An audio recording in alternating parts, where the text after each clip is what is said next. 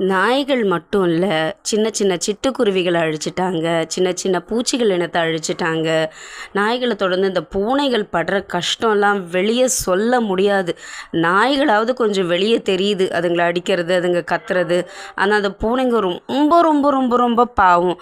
ப்ரெக்னென்ட்டா இருக்கும்போதே கொண்டு போய் அத மார்க்கெட்ல விட்டுட்டு வந்துருவாங்க. புது இடத்துல விடும்போது அது எங்க குட்டிய தேடி தேடும்?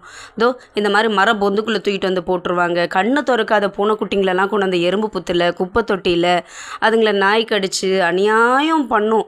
இந்த நாய்ங்க படுற கஷ்டத்தை விட டபுள் மடங்கு அதிகம் இந்த பூனைங்க அனுபவிக்கிற கொடுமைகள் எல்லாம்.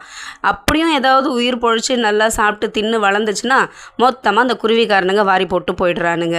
நிறைய கடைகளில் இன்றைக்கி நீங்கள்லாம் சிக்கன் பிரியாணி மட்டன் பிரியாணின்னு வாங்கி வாங்கி சாப்பிட்ற கடைகளில் நிறைய நாய் பிரியாணி பூனை பிரியாணியும் தான் சாப்பிட்றீங்க. ஒருவேளை அதனால தான் உங்களுக்கு இந்த நாய் இனத்து மேலே பூனை இனத்து மேலே வெறுப்பு வருதான்னு கூட எனக்கு தெரியல. பாவம் இதுங்களுக்கு சர்ஜரி பண்ணணும். எனக்கு இந்த நாய்ங்களுக்கு எப்படி நீங்கள் ஏபிசி முக்கியம்னு நினைக்கிறீங்களோ அதே மாதிரி இந்த பூனைங்களுக்கும் ஏபிசி முக்கியம்.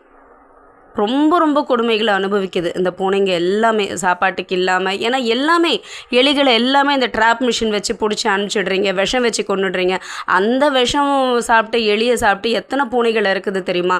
வண்டியில் அடிபட்டு சைலண்ட்டாக செத்து கிடக்கும், நாய்க்கிட்ட அடிபட்டு சைலண்ட்டாக செத்து கிடக்கும். குட்டிகளை பரித வச்சுட்டு அந்த பூனைகள் படுற அவஸ்தை இருக்கே அப்பா, அவ்வளோ அவஸ்தை. ரொம்ப ரொம்ப இந்த மனித இனம் எந்த மிருக இனத்தையும் நல்லாவே வாழ விட மாட்டேங்குதுங்க. சக மனித இனத்தையே நல்லா வாழ விட மாட்டேங்கிறாங்கன்னும் போது அது உங்களுக்கு கீழே இருக்கிற இந்த சின்னஞ்சிறிய உயிர்களையாக வாழ விட போகிறாங்க? மனிதனாக திருந்தணும்.